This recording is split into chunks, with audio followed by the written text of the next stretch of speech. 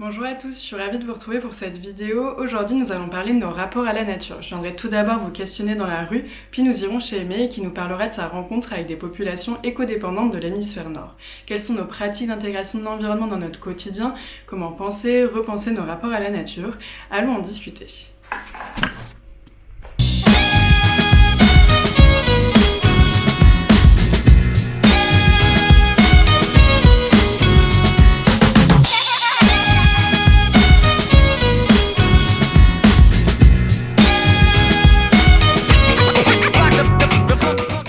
Si je vous parle de la nature, à quoi cela fait écho pour vous? Le calme, l'apaisement. La sérénité des espaces dépourvus de bruit. La verdure, les arbres, la planète, la mer. Forêt, au bois, à l'espace, l'oxygène, la liberté quelque part. Plutôt les balades dans la forêt. Je vois directement un paysage de montagne avec la mer. Et les animaux aussi. Parce que, La recherche d'un monde paisible. Les endroits qui sont bien préservés. Quand je pense à la nature, je pense pas à Paris. Vous diriez que la nature joue quel rôle dans votre vie, dans votre quotidien? on est dépendant pour nature, pour toutes les choses, pour l'alimentation. Ça me permet de garder, comment on va dire, une paix en moi. Déjà, c'est un peu grâce à elle aussi qu'on est là.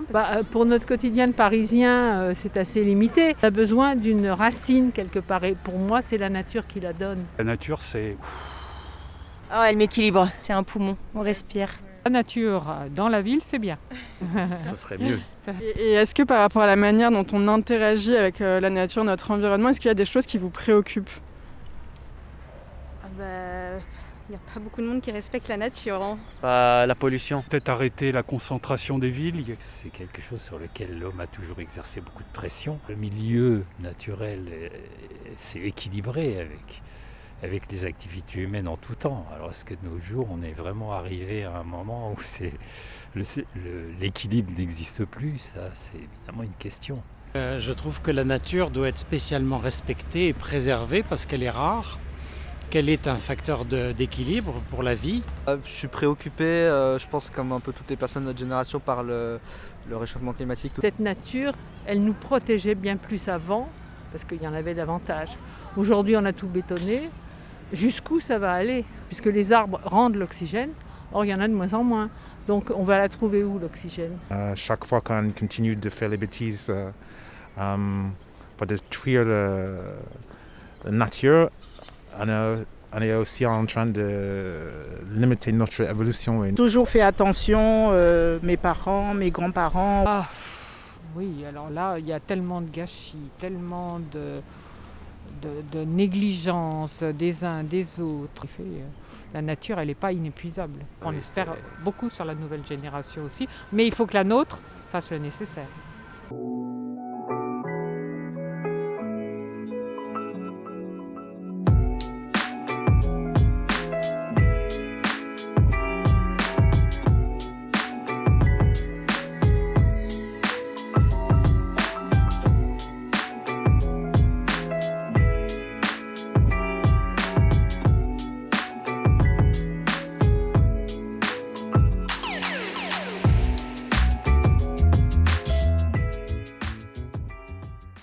Peux-tu nous parler de toi, s'il te plaît? Qui es-tu et que fais-tu?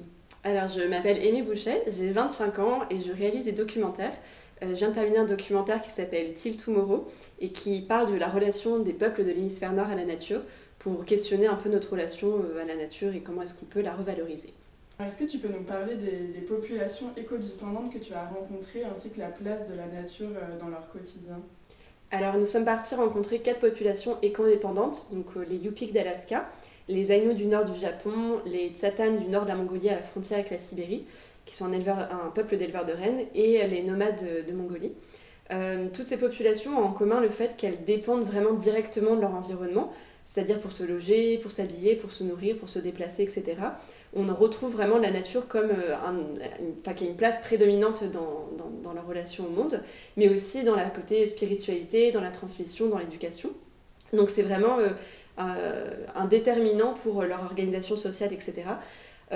Et que du coup tous ces peuples-là entretiennent avec la nature une relation qui est de réciprocité, d'échange, où ils la considèrent presque comme un partenaire social, si ce n'est comme un partenaire social, et pour laquelle du coup ils vont converser avec, ou ils vont échanger, ils vont avoir des rites de remerciement, ils vont pouvoir en tout cas avoir un rapport à cette nature-là qui est presque d'égal à égal, ou en tout cas qui est dans une réciprocité. Et est-ce que tu aurais un exemple à nous donner de rapport à la nature pour chacune des populations que tu as rencontrées ? Alors, c'est pas tout à fait les mêmes exemples pour tous les peuples, parce qu'on se rend compte qu'il y a des peuples qui ont plus ou moins été acculturés par la colonisation, etc. Par exemple, les Yupik d'Alaska, aujourd'hui, ont un rapport à l'environnement qui est moins privilégié qu'il l'était à l'époque, parce que il y a tout un processus d'acculturation qui a été fait. Mais il y a encore une grosse culture de garder une connaissance de son environnement qui est très très présent. On a rencontré par exemple une femme Yupik qui s'appelle Barbara, et qui nous expliquait que son fils pourrait survivre dans la forêt complètement parce qu'en fait il savait quel poisson pêcher à quel endroit, il savait quel baie cueillir à quel endroit, il savait où prendre de l'eau fraîche, enfin il avait une connaissance de son milieu qui était vraiment très développée et qui lui permettrait du coup de pouvoir complètement survivre dans cette forêt-là. À l'inverse, on a par exemple les Aïnous du Japon qui eux ont une culture aussi qui a été très japonisée avec la colonisation japonaise, etc. Mais où il y a une spiritualité liée à la nature qui reste extrêmement présente. Donc par exemple, on avait un jeune garçon Aïnou qui s'appelle Taishi, qui nous racontait que lorsqu'il allait dans la montagne pour pouvoir chasser, pour pouvoir cueillir des baies, il remerciait la montagne à chaque fois qu'il chassait, il laissait un petit bout de sa chasse ou alors un petit morceau de sa récolte comme offrande à la montagne pour le remercier d'avoir permis à la montagne de survivre. Et avant d'entrer dans cette montagne, il demandait l'autorisation. Donc en fait, il considérait la montagne vraiment comme un partenaire social avec lequel il allait interagir et avec lequel il demandait un service, finalement il demandait l'autorisation de quelque chose et pas du tout comme un endroit qu'il pouvait dominer, exploiter, etc. à sa guise, mais vraiment comme quelqu'un avec qui il doit avoir une autorisation et il doit pouvoir échanger. En Mongolie c'est un petit peu différent parce qu'un tiers de la population mongole est nomade, donc détient un bétail, et que ce bétail-là dépend directement de la steppe, donc du bien-être de la steppe et de savoir si elle se renouvelle suffisamment bien, sachant qu'une la steppe c'est très long à se renouveler. Et en fait, si on laisse pâturer un bétail une semaine de trop, ça peut avoir des conséquences dramatiques sur la steppe, donc sur le bétail, donc sur le revenu de la famille, donc sur leur alimentation et finalement leur bien-être. Donc il y a vraiment cette nécessité de connaître son environnement et s'y adapter pour pouvoir y survivre et continuer à opérer son mode de vie. Donc c'est pour ça que les nomades mongols sont nomades et déménagent régulièrement. Donc la famille dans laquelle on a vécu bougeait tous les 15 jours environ. Donc tous les 15 jours, ils allaient sur une autre portion de terrain pour pouvoir laisser la steppe se reposer, se renouveler, etc. Et voilà, donc ça c'est une connaissance de la nature qui est nécessaire et qui du coup va modifier le mode de vie ou en tout cas va conditionner ce mode de vie-là. Chez les Tsatanes, donc c'est un peuple d'éleveurs de rennes qui se trouve dans le nord de la Mongolie et sur toute la partie sibérienne. Et donc les Tsatanes, eux, dépendent énormément aussi de cette nature-là parce que, pareil, c'est un peuple donc semi-nomade, ils déménagent que 4 fois par an selon les saisons. Et c'est en fonction donc, de la forêt, donc savoir si la forêt s'est suffisamment renouvelée pour revenir dans les lieux où ils étaient il y a un an, c'est savoir quel arbre on peut couper, parce que pratiquement 90% de leur vie est faite à partir de cette forêt-là. Donc c'est faire des tipis avec le bois, c'est pouvoir faire le feu avec le bois récupéré, c'est pouvoir faire des lattes de lit aussi ou des enclos pour les rennes. Donc c'est comprendre aussi quelle forêt, quel arbre on peut couper, quel arbre on ne peut pas couper. Et ça, c'est des connaissances qu'on va se transmettre. C'est aussi prêter extrêmement attention à la santé de la forêt, donc savoir s'il y a eu des feux, faire attention à ce qu'il n'y en ait pas. Vraiment, donc il y a toute cette connaissance-là de la nature qui est nécessaire pour leur mode de vie et qui du coup crée aussi un sentiment crée de l'affection, crée de l'émotion vis-à-vis de cette nature-là, et c'est pas simplement un outil de travail qu'on va utiliser, mais c'est un partenaire avec lequel on va travailler, avec lequel on va pouvoir essayer de vivre. Donc ça change complètement le paradigme que nous on pourrait avoir avec cette nature-là qui n'est plus dualiste de l'homme et de la société humaine et de la nature qui est en opposition et qui est une nature qu'on va soit protéger, sanctuariser, soit dominer, exploiter, mais ça devient une nature partenaire avec laquelle on va interagir, avec laquelle on va essayer de trouver une situation d'équilibre pour pouvoir continuer à mener son mode de vie et à la fois à pouvoir survivre et à pouvoir vivre, voilà, tout simplement. Quels sont leurs rapports à la nature et que pensent-ils des nôtres ? Alors ils ont tous un rapport à la nature qui est assez différent en fonction de la zone géographique où on est, mais il y a quand même fondamentalement cette idée-là d'échange et de communication. Donc par exemple en Mongolie, tous les matins la dava, donc la femme qui nous accueillait, jetait du thé en offrande à la nature, du thé au lait, parce qu'elle considérait que la nature lui donnait du coup à manger pour son bétail et du coup à manger indirectement à elle, et qu'elle devait lui rendre une partie de ce que la nature donnait. Donc c'était une façon de considérer et de montrer son respect envers la nature. Les Tsatanes faisaient aussi des rituels assez similaires où ils jetaient un peu de thé dans la forêt en signe de remerciement. Donc il y a toujours fondamentalement cette idée-là de communication, de respect et de créer une situation d'équilibre. Et aussi d'analyser les signes. Donc, par exemple, en Mongolie, on va considérer que si les loups s'approchent trop près, c'est qu'on entretient avec la nature une relation qui est conflictuelle, qui est déséquilibrée, etc. Donc il y a vraiment cette idée d'être attentif à ce que la nature nous montre et à ce qu'elle nous donne pour être sûr de pouvoir équilibrer son comportement et son attitude vis-à-vis d'elle. Après, sur nous, la façon de nous comporter vis-à-vis de la nature, on a peu eu de jugement, de témoignages jugeant notre rapport à la nature, mais plus des témoignages allant dans le sens de s'il vous plaît, faites attention à la nature, s'il vous plaît. Par exemple, beaucoup de personnes Tsatanes nous ont dit s'il vous plaît, ne coupez pas les arbres, s'il vous plaît, ne faites pas de feux de forêt, s'il vous plaît, écoutez-nous beaucoup. En fait, il y avait cette idée de... En fait, ce sont des peuples très souvent, notamment les peuples autochtones, qui ont été victimes d'une acculturation, victimes de la colonisation, etc. Et qu'on a tendance on a voulu les écraser complètement. Et qu'il y a aujourd'hui vraiment cette écoutez-nous. En fait, on a une connaissance de cette nature et une vie liée à cette nature-là et qui pourrait être des clés de compréhension. Donc, il est temps aujourd'hui de nous redonner la voix. Donc, je pense que plus que des témoignages jugeant notre façon de faire, il y avait des témoignages de s'il vous plaît, prêtez attention à ce qu'on a à vous dire. Donc vraiment plus de ça, écoutez-nous.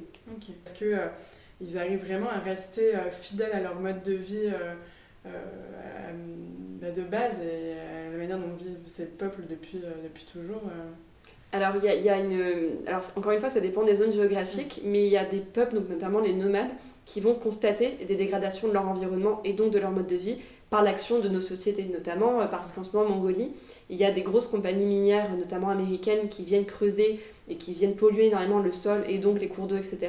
Et ça entraîne un appauvrissement des sols, mais aussi une migration de certains animaux donc, qui viennent de Gobi, qui se déplacent jusque dans les steppes près d'Oulan-Bator.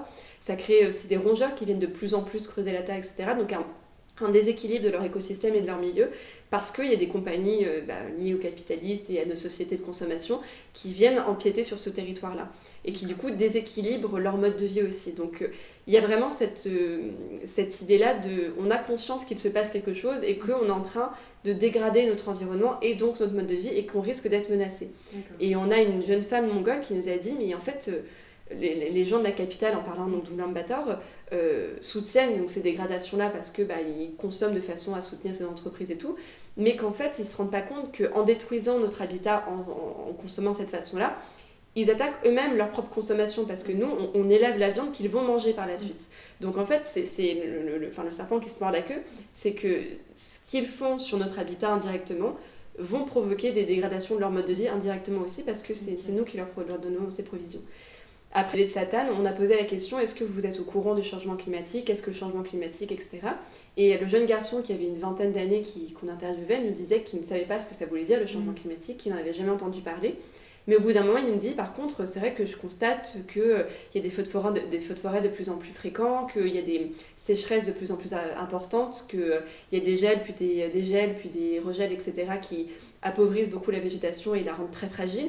Donc il commence à nous donner tout un tas finalement d'éléments qui montrent que son environnement, qui pourtant, vraiment on a mis 3 jours pour y aller, donc au fin fond de la Mongolie, à la frontière avec la Sibérie, où la ville la plus proche est à une journée de cheval, elle n'est pas du tout à proximité.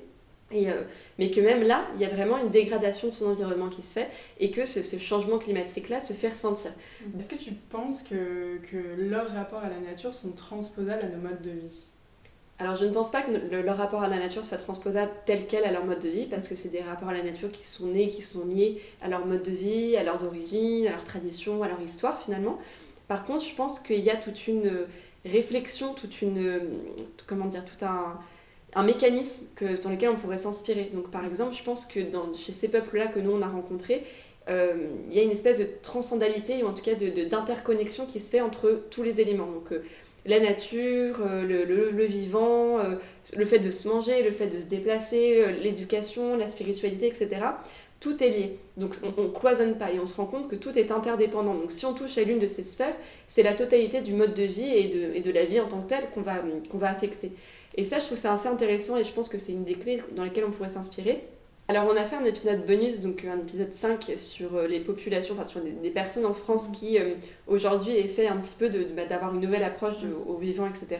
Parce qu'effectivement, on voulait montrer que il ne s'agit pas d'aller voir des peuples à des milliers de kilomètres de là, il ne s'agit pas de copier des modèles qui ne sont pas les nôtres, etc.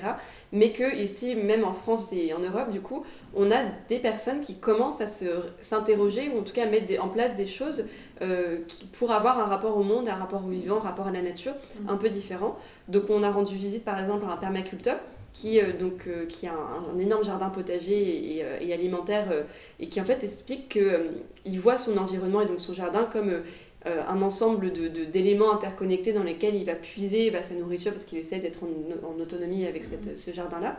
Donc il y a une approche de l'agriculture, une approche du vivant, de la plante, de faire pousser des éléments, etc., qui est complètement à l'opposé du modèle un peu monoculture, intensive, etc., qu'on peut avoir, et qui est vraiment donc dans une espèce d'interconnexion, encore une fois, que tous ces éléments-là se répondent, que planter un pied de tomate à côté d'une autre fleur plus fragile, le pied de tomate va aider la fleur et la fleur va être... Voilà, donc de tout ça qui peut se répondre.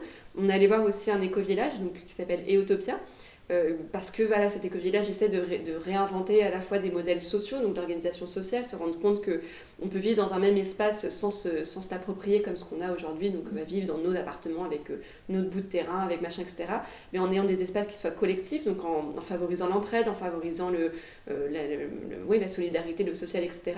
Et que ça c'est complètement lié aussi au vivant, qu'en fait réinventer son rapport à la nature, c'est aussi réinventer son rapport à l'autre et à l'humain. Et puis on a rendu visite également après à des bergers d'altitude, à des personnes qui vivaient en montagne et qui vivaient beaucoup avec cette nature-là.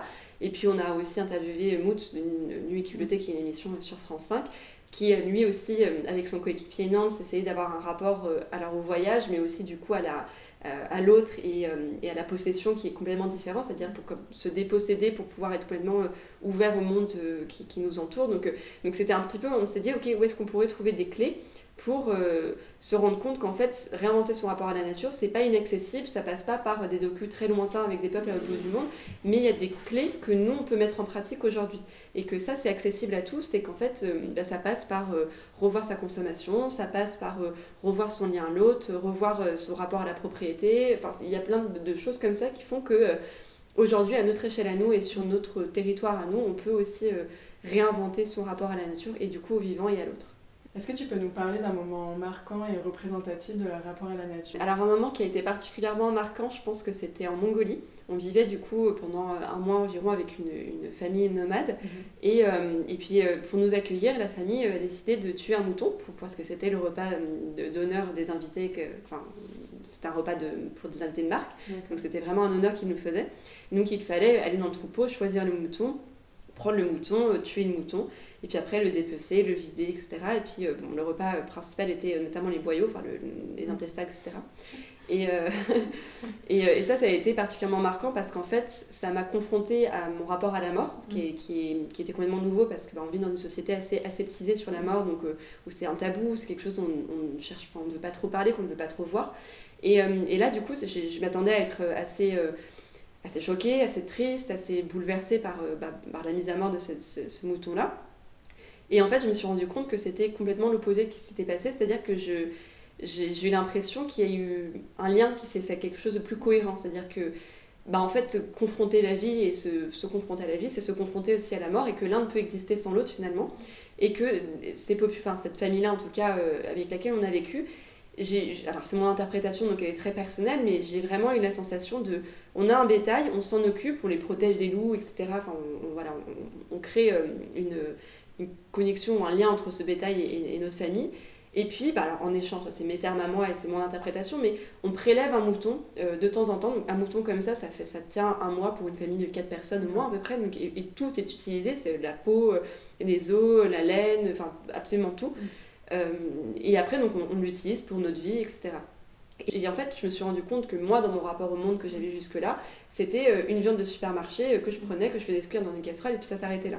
Et après, il y a un autre moment où c'était dans un témoignage, dans une interview d'une vieille femme Yupik, donc qui habitait dans un village du nord d'Alaska, et puis qui nous a dit, qui nous parlait donc de sa vie quand elle était jeune, ou à l'époque où le village était un peu moins atteint par la société moderne qu'il peut être aujourd'hui. Et elle nous disait, mais en fait, nous, à l'époque, on ne savait pas ce que c'était qu'être pauvre. C'est-à-dire que le terme de pauvreté n'existait pas. Parce que tant qu'on avait à manger sur la table, tant qu'on avait un toit au-dessus de la tête, le reste suffisait, le reste était là. Et il y avait une espèce de contentement. Alors, c'est pas du tout, il ne s'agit pas de dire leur vie est parfaite, c'est harmonieux, etc., et de transposer des idées complètement idéologistes là-dessus, pas du tout, mais se dire qu'en fait, avec cette société-là de surconsommation, avec cette société d'excès et de toujours plus, ça s'accompagne aussi de termes et un rapport à la richesse, à la pauvreté, à la possession, etc., qui n'existe pas et qui n'a pas forcément à exister. Et donc c'était intéressant de se rendre compte qu'en fait, elle nous disait, mais voilà, moi j'étais heureuse d'aller chaque saison, de trouver ce que la saison avait à nous apporter. Donc en été, on allait trapper avec mon père, donc on allait partir au printemps cueillir les baies, on allait l'hiver, on faisait les provisions, on faisait les bocaux et les conserves, etc. Et donc de pouvoir vivre avec le temps, avec la temporalité des saisons, et donc cette idée-là que oui, la pauvreté, en fait, c'était un terme qui n'existait pas. Et que voilà, je pense qu'il y a plein d'idées, plein de concepts qu'on a intégrés dans ces populations parce qu'on a intégré des concepts de propriété, d'argent, de possession, d'individualité aussi. Et on retrouve ça en fait dans beaucoup de populations, chez les Inuits notamment. Il y a une idée de coopération, c'est-à-dire qu'il y a des centres dans lesquels qui appartiennent à la communauté totale, mais qu'on n'a pas son bout de propriété avec son jardin, avec ses outils, etc. Donc voilà, je trouve que ça, c'est des idées qui, à mon sens, je trouve très inspirantes pour construire un monde de demain, se rendre compte que, en fait, il y a plein de concepts qu'on peut déconstruire complètement et qu'ils n'ont pas existé, ils ne sont pas fatalistes, en fait, ils n'ont pas existé en tant que tels.